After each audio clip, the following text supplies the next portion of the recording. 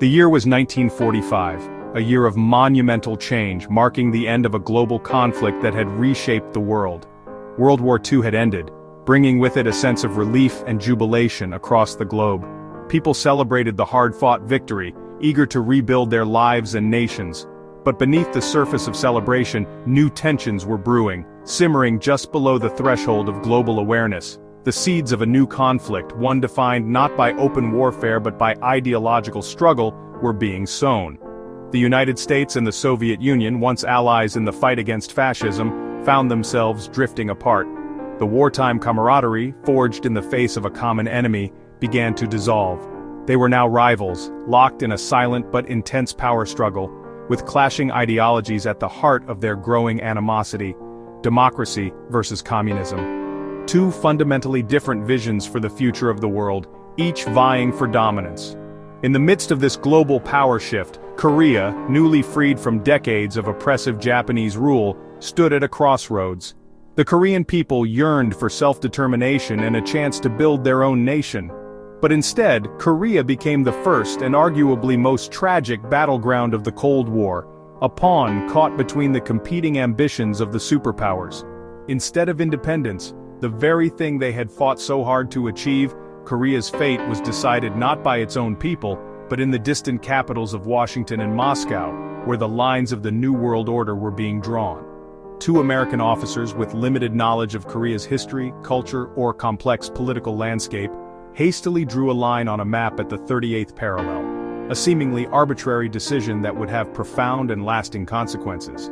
This line was initially meant to be temporary, a practical measure for the purposes of military occupation and administration, but it soon became a hardened border, an impenetrable barrier separating North from South, and setting the stage for decades of division and conflict. This line cruelly split families, tearing apart loved ones and creating a deep wound in the heart of the Korean people. It divided villages, disrupting the fabric of rural communities and severing long-standing ties. And it divided a nation, shattering the dream of a unified and independent Korea. This artificial division imposed from the outside was a recipe for disaster, setting the stage for a devastating conflict that would engulf the peninsula. The Soviets, eager to expand their sphere of influence, installed a communist regime in the north, led by the ambitious and ruthless Kim Il-sung. Meanwhile, the Americans, determined to contain the spread of communism, backed an anti-communist government in the south, under the leadership of Syngman Rhee. What was initially envisioned as a brief trusteeship, a temporary period of guidance and support, quickly devolved into a bitter ideological standoff, with each side digging in its heels and refusing to compromise. Korea, once a proud and independent nation, became a pawn in a global struggle, its destiny controlled by forces beyond its borders. The North, heavily influenced and supported by the Soviet Union, moved quickly to consolidate power, establishing a totalitarian regime and suppressing any opposition. The South, bolstered by American support and military advisors, mirrored this process, consolidating its own power and suppressing dissent in the name of anti-communism. The hope for a unified, independent Korea, a dream cherished by generations of Koreans, faded almost instantly, replaced by the grim reality of division and the looming threat of war. The Korean people were left divided, their families torn apart, their future determined not by their own choices, but by the machinations of distant superpowers, locked in a global ideological battle. As the dust settled after World War II, the Korean peninsula found itself divided, a pawn in the emerging Cold War. In the north, the Soviets, eager to spread their communist ideology, sought a leader who could establish a firm grip on power. They chose Kim Il-sung, a guerrilla fighter with a history of resistance against the Japanese, to lead. He swiftly began to build a communist state, modeled after the Soviet Union. Kim Il-sung nationalized industries, placing them under state control to fuel economic growth, and forged a powerful, well-equipped army, ready to defend the newly formed nation and project its power. Kim's rule was absolute, brooking no dissent and cultivating a cult of personality around himself. His ambition was clear: unify Korea under communism, bringing the entire peninsula under his control. In the south, the Americans, determined to contain the spread of communism, backed Syngman Rhee, a staunch anti-communist nationalist who had spent years in exile advocating for Korean independence. Rhee was a fervent anti-communist nationalist, committed to establishing a free and democratic Korea, albeit one heavily influenced by American ideals. Ri's government, though plagued by corruption and authoritarian tendencies, stood as a bulwark, however imperfect, against the communist North and its expansionist ambitions. By 1949, the division had hardened, and two Koreas existed: the communist North, under the iron fist of Kim Il-sung, and the capitalist South, struggling with its own internal problems under Syngman Rhee. Each government, backed by its respective superpower, claimed legitimacy as the sole representative of the Korean people. Both leaders, fueled by fervent nationalism and ideological conviction, dreamed of unification, and each was prepared to achieve it by force if necessary, setting the stage for a bloody and devastating conflict. The 38th parallel, the arbitrary line dividing the two Koreas, became a flashpoint, with constant skirmishes and escalating tensions threatening to erupt into full-scale war. As Soviet and American troops withdrew, leaving behind only military advisors and equipment, the peninsula was left to its own devices, a powder keg waiting for a spark. A seemingly innocuous speech by the U.S. Secretary of State Dean Acheson seemed to exclude South Korea from America's defense perimeter in the Pacific, signaling a potential lack of commitment to its defense. To Kim Il-sung, ever watchful for an opportunity to strike, this looked like a green light, a chance to achieve his long-sought goal of unification. He sought, and after some initial hesitation, received Stalin's approval and crucial material support for a full-scale invasion of the South. The stage was set, the players were in position, and the world held its breath as the Korean peninsula teetered on the brink of war. On June 25, 1950, North Korea invaded the South with overwhelming force. The South Korean army was unprepared, Seoul fell quickly. The world was stunned. President Truman saw this as communist aggression that had to be stopped. The U.S. moved to intervene, using the United Nations as a platform. The Soviets, boycotting the UN, couldn't veto intervention. The UN condemned the invasion and called for military support for South Korea. The United States led a coalition of 16 nations under the UN flag. Troops, ships, and supplies poured in, but for those on the ground, help couldn't come fast enough. The North's advance seemed unstoppable. The war had become international overnight. The fate of Korea, and the credibility of the West, hung in the balance.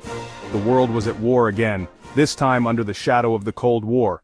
The North, fueled by communist ideology and Soviet support, nearly conquered the South in a swift and brutal offensive. Their tanks and infantry surged across the border, overwhelming the unprepared South Korean forces. The relentless advance pushed UN forces, primarily American troops, into a desperate last stand at the Pusan perimeter, a small pocket in the southeast corner of the peninsula. Against the odds and facing seemingly insurmountable challenges, they held out. They were tenaciously supplied by sea, with a constant stream of reinforcements and vital resources. They were also heavily supported by devastating American air power, which blunted the North Korean advance. Then, in a move that defied conventional military wisdom, General MacArthur, the supreme commander of UN forces, launched a daring amphibious landing far behind enemy lines at Incheon. The operation, fraught with risk due to the treacherous tides and narrow landing beaches, was a stunning success. It completely caught the North Koreans off guard, effectively cutting off their supply lines and disrupting their offensive. With the enemy reeling, UN forces broke out of the Pusan perimeter, launching a counteroffensive that quickly reversed the tide of the war. They swiftly recaptured Seoul, the South Korean capital, and with renewed momentum, pushed north, driving the North Korean army back towards the 38th parallel. The original goal, restoring the pre-war border at the 38th parallel, was achieved, but the taste of victory bred ambition and a desire to completely eliminate the communist regime in North Korea. Emboldened by their success, UN troops crossed the 38th parallel, venturing into North Korean territory.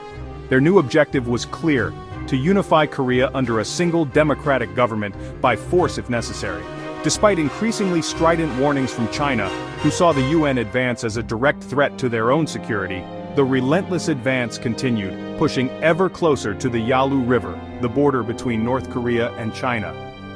Suddenly, in a dramatic and unexpected turn of events, hundreds of thousands of Chinese troops, disguised as People's Volunteer Army, poured across the Yalu River and into the war. The UN advance, which had seemed unstoppable just weeks before, abruptly turned into a chaotic and desperate retreat. It became the longest retreat in U.S. military history, a grueling and demoralizing experience for the soldiers involved. The war's brutality escalated to unimaginable levels, and all hopes for a quick and decisive victory vanished, replaced by the grim reality of a protracted and bloody conflict. The conflict devolved into a bloody stalemate, reminiscent of the trench warfare of World War I. The fighting raged on back and forth in the unforgiving mountains and valleys of North Korea, claiming countless lives on both sides. The initial dream of a unified Korea, once so tantalizingly close, was now shattered, replaced by the grim reality of a divided peninsula.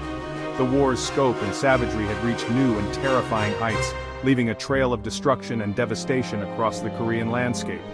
The world watched with growing concern as the conflict dragged on, with no end in sight, fearing that it could escalate into a much larger global war. The Korean Peninsula was now firmly established as a key battleground in the escalating Cold War between the United States and the Soviet Union. The cost in lives, both military and civilian, and the sheer scale of destruction mounted daily, painting a grim picture of the war's devastating impact. The war had entered its most desperate and brutal phase, a grinding war of attrition fought in the harsh and unforgiving conditions of the Korean winter.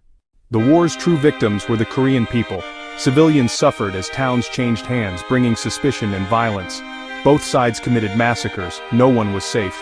American bombing flattened North Korea's cities. Seoul was devastated repeatedly.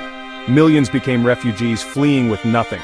Soldiers endured brutal conditions, scorching summers, freezing winters, and savage combat. The war tore families apart, separating loved ones for decades. The scars of division and loss remain unhealed. The human cost of the Korean War is its most enduring legacy. By 1951, the war had ground to a stalemate along the 38th parallel. The fighting became static, echoing the trenches of World War I. Peace talks began, but dragged on for 2 years, stalled by disputes over prisoners of war. The UN insisted on voluntary repatriation. The communists demanded forced returns. The deadlock prolonged the suffering. Stalin's death and Eisenhower's nuclear threats shifted the balance. Under mounting pressure, an armistice was signed on July 27, 1953. The fighting stopped, but no peace treaty was ever signed. A demilitarized zone was established, dividing Korea permanently. The war never officially ended. The two Koreas remain technically at war. The DMZ stands as a stark reminder of unresolved conflict. The shadow of war still hangs over the peninsula.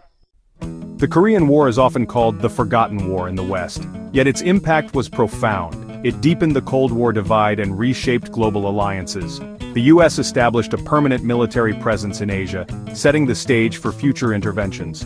For Korea, the legacy is daily reality. A nation split by the world's most fortified border. South Korea rebuilt, becoming an economic powerhouse and vibrant democracy. North Korea became isolated, repressive, and militarized, clinging to nuclear weapons for survival.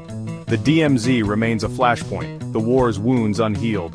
In Korea, the war is not forgotten, it defines the present.